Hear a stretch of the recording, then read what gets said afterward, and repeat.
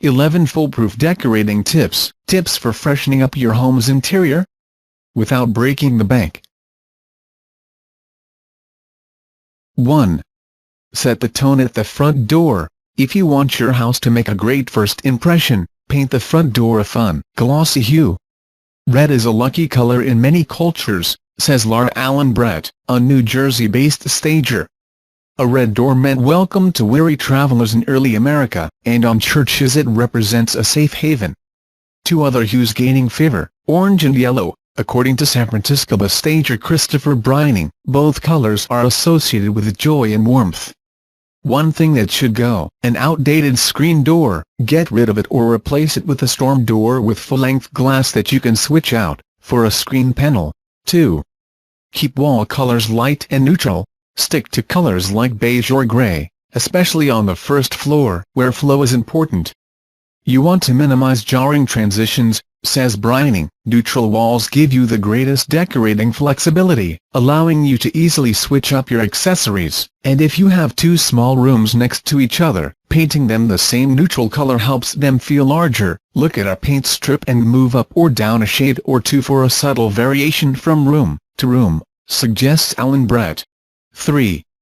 Make sure your sofa talks to your chairs. Think of a nice hotel lobby. The furniture is arranged in groupings that invite conversation. When you place the furniture in your living room, aim for a similar sense of balance and intimacy. A conversation area that has a U shape, with a sofa and two chairs facing each other at each end of the coffee table, or an HSHAPE, with a sofa directly across from two chairs and a coffee table in the middle, is ideal, says Michelle Lynn, a Dallas-based stager. One common mistake to avoid: pushing all the furniture against the walls. People do that because they think it will make their room look bigger, but in reality, floating the furniture away from the walls makes the room feel larger, she says. 4. Let the sun shine in. When it comes to heavy, outdated drapes, a naked bank of windows is better than an ugly one, says Lynn. Ideally, window dressings should be functional and elegant. Think sheers paired with full-length panels. If your room gets a lot of sun, opt for light colors that won't fade. The most recommended lightweight fabrics for panels are cotton, linen, and silk blends because they tend to hang well. 5. Hang at least one mirror in every room.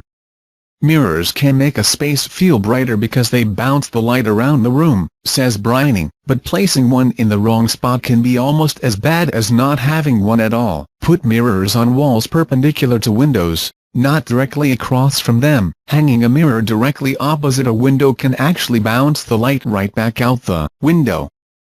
6. Scale artwork to your wall.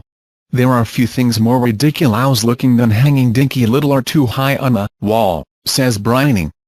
The middle of a picture should hang at eye level. If one person is short and the other tall, average their heights. Also take scale into account. For a large wall, go big with one oversized piece or group smaller pieces gallery style.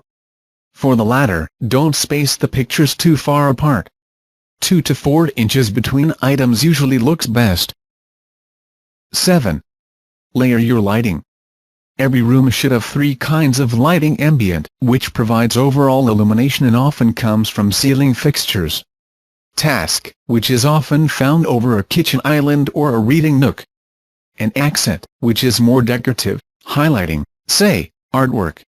For a living room, you should have at least 3 watts, 42 lumens, per square foot. One visual trick Breining swears by: using uplights. Placing a canister uplight or a torch in the corner will cast a glow on the ceiling, making a room seem bigger, he says.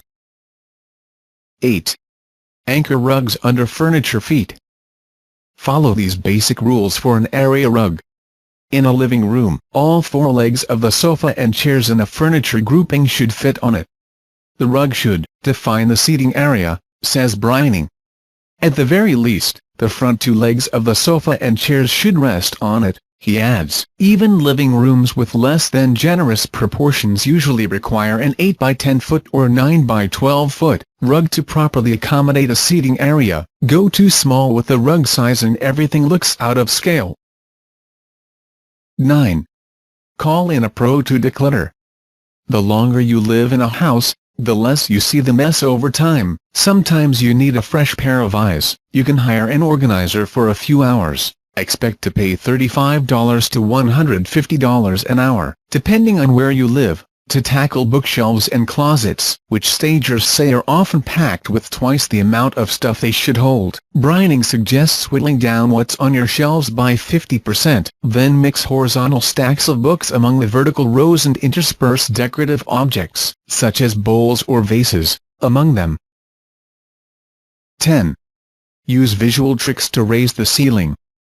If your ceilings are on the low side, paint them white to make the room feel less claustrophobic. Hang curtains higher than the windows, suggests Alan Brett, to trick your eye into thinking the room is taller. Most standard curtain panels measure 84 or 96 inches, allowing you to go about 3 inches above the window casing before the length gets too short. If you want to hang them higher, you'll have to order custom drapes. Love pattern panels. Try vertical stripes. The lines visually elongate your walls. Leaning a large mirror against a wall can also make a room seem taller.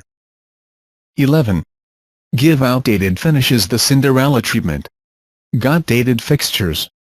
Reinvent them with spray paint and inexpensive refinishing kits. A 1980s brass chandelier can get a new lease on life with a quick coat of hammered bronze or satinel spray paint, says Breining. Even outdated kitchen cabinets benefit from a few coats of white paint and new hardware. And if you thought there was no hope for Formica countertops, think again. Breining swears by Rust-Oleum countertop transformations, a DIY countercoating product that mimics stone, making even the ugliest 1970s counter look fresh.